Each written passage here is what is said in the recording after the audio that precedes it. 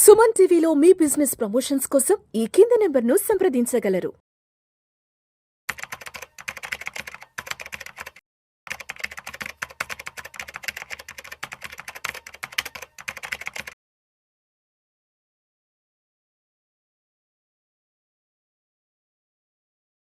నమస్తే, నేను జీవి Satyanarayana.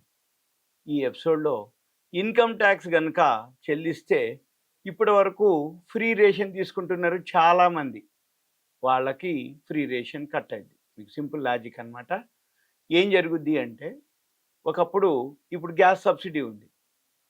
Gas subsidy ఏం చెప్పారు, అందరికీ ఇస్తాం అంటే వాళ్ళ నెంబర్ ఎంటర్ చేయాలి.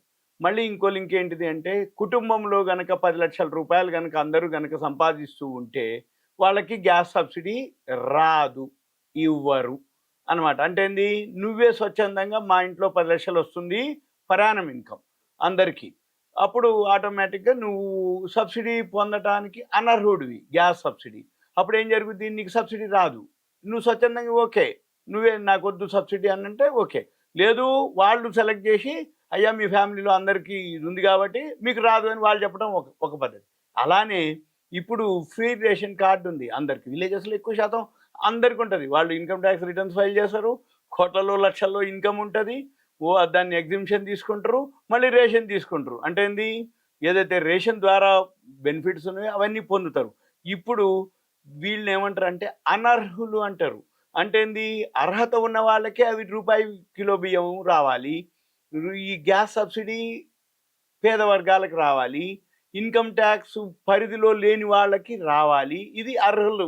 ఏది, ఫ్రీ రేషన్ కార్డుకి అర్హులు. ఏదైతే ఫ్రీ రేషన్ కార్డు అర్హులు ఉన్నారో వాళ్ళకి రాకుండా అనర్హులు కూడా ఇప్పుడు తీసుకుంటారు. వాళ్ళందరినీ ఇప్పుడు కేంద్ర ప్రభుత్వం ఏరివేస్తుంది. ఆ ఏరివేత ఏంటిదో చూద్దాం. దీన్ని ఏమంటారంటే, ప్రధాన్ మంత్రి గరీబ్ కళ్యాణ్ అన్న యోజన అని ఒక పథకం ఉంది. ప్రధాన్ మంత్రి గరీబ్ కళ్యాణ్ అంటే బీద వాళ్ళకి అన్న యోజన అనే పథకం ఉంది. దాంట్లోంచి ఇప్పుడు అనర్హుల్ని గుర్తించడం జరుగుతుంది. అది ఎలా గుర్తిస్తారు, ఏం గుర్తిస్తారో చూద్దాం.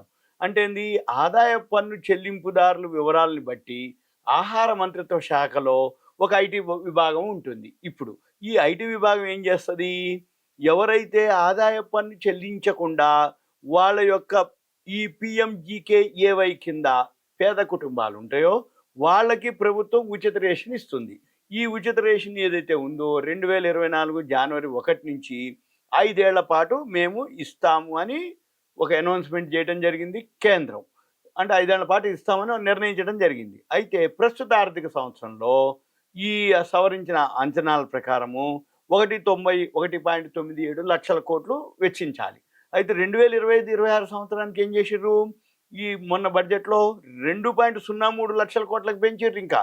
అయితే ఈ పెంచింది ఏదైతే ఉందో, దేశంలోని ఏదైతే పౌరులు అనుకోండి, ఎవరైతే కుటుంబాలు ఉన్నాయి అనుకోండి, ఆ లబ్ధి పొందుతున్నటువంటి వాళ్ళు ఎవరైతే ఉన్నారో ఈ ప్రజా పంపిణీ వ్యవస్థ ద్వారా లబ్ధి పొందుతారు. అయితే ఇందులో కొందరు అనర్హులు కూడా ఉన్నారు. అనర్హులు అంటే ఏంది, వాళ్ళు ఫైనాన్షియల్గా మంచిగా ఉండి, ఇన్కమ్ ట్యాక్స్ ఉండి, ఇన్కమ్ ట్యాక్స్ రిటర్న్స్ ఫైల్ చేస్తూ ఉండి, వాళ్ళు ఆర్థిక స్తోమత కలిగి ఉన్నట్టు వాళ్ళంతా కూడా వీళ్ళ కిందికి రారు. వాళ్ళని అనర్హులు అంటాం. అర్హులు, అనర్హులు.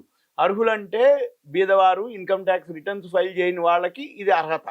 కానీ ఇన్కమ్ ఉండి, ఆర్థిక స్తోమత కలిగి ఉండి కూడా వీళ్ళు ఎవరైతే లబ్ధి పొందుతారో వాళ్ళని అనర్హుల కింద అంటారనమాట. ఎవరైతే అనర్హులు ఉన్నారో ఈ అనర్హుల ఏరివేతకి ఇప్పుడు రెడీ అయిపోయింది కేంద్రం. ఇది ఏదైతే ఉందో ఈ కేంద్రం ఏం చేస్తుంది, కేంద్ర ప్రత్యక్ష పన్నుల బోర్డు ఒకటి ఉంటుంది, సిబిడిటి ఏదైతే ఉందో కేంద్ర ప్రత్యక్ష పన్నుల బోర్డు తాజాగా ఒక ఆర్డర్ జారీ చేయడం జరిగింది. ఇందులో ఏంటిది, director general of income tax systems, ఈ దీంట్లో ఏం జరుగుద్ది అంటే, వినియోగదారుల వ్యవహారాల మంత్రిత్వ శాఖ పరిధిలోని ఆహారం ప్రజా పంపిణీ విభాగం ఈ జాయింట్ సెక్రటరీ తోటి ఈ సమాచారాన్ని పంచుకోవడం జరుగుతుంది.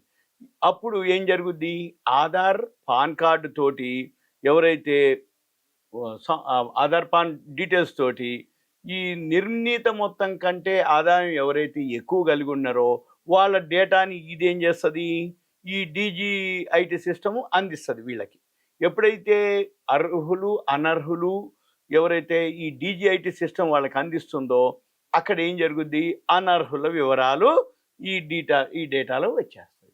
అప్పుడు ఏం చేస్తుంది, ఈ డేటా ప్రకారంగా ఈ డేటా అంతా అయిపోయినాక అప్పుడు ఈ కేంద్ర ప్రభుత్వం తదుపరి నిర్ణయం తీసుకోవటం జరుగుతుంది. ఎవరైతే అర్హులు అనర్హులు, అర్హులు అంటే బీదవారు, ఇన్కమ్ ట్యాక్స్ రిటర్న్స్ ఫైల్ చేయని వాళ్ళు, పాను ఆధార్ తోటి ఇన్కమ్ ట్యాక్స్ రిటర్న్స్ ఫైల్ చేసి ఆర్థిక స్తోమత ఎవరైతే కలిగి ఉంటారో వాళ్ళందరినీ అనర్హులుగా కేటాయించడం జరుగుతుంది, అనర్హులుగా నిర్ణయించడం జరుగుతుంది. ఆల్రెడీ ఎవరైతే లబ్ధి పొందుతున్నారో ఈ అనర్హులు ఏదైతే ఉందో ఈ డేటా అంతా వీళ్ళు ఇస్తారు. ఎవరు, ఈ డీజీఐటీ సిస్టమ్ ఇస్తుంది. ఇచ్చినాక వాళ్ళు ఏం చేస్తారు, కేంద్ర ప్రభుత్వం ఈ డేటా తీసుకొని ఒక్కసారి అయిపోయినాక వాళ్ళు తదుపరి నిర్ణయం తీసుకున్నాక వాళ్ళందరినీ కూడా అనర్హుల కింద కేటాయించి చేస్తారు. కాబట్టి ఇప్పుడు ఎవరైతే ఇన్కమ్ ట్యాక్స్ పే చేస్తారో వాళ్ళందరికీ రాబోయే రోజుల్లో ఫ్రీ రేషన్ ఉండదు, కట్. ఇది సింపుల్గా నేను చెప్పబోయే అంశం, అంతే తప్ప వేరే విధంగా ఏం లేదు. ఇంకా దీని మీద ఏదైనా సమస్యలు అంటే ఏదైనా అనుమానాలు కానీ డౌట్స్ కానీ ఏమైనా ఉంటే దయచేసి కాల్ చేయవద్దు. మీ పేరు, ఏరియా, వాట్సాప్ మెసేజ్ పెడితే కంటెంట్ కూడా పెడితే మనం తర్వాత డిస్కస్ చేయొచ్చు. ఓకే, థ్యాంక్ యూ, సెలవు.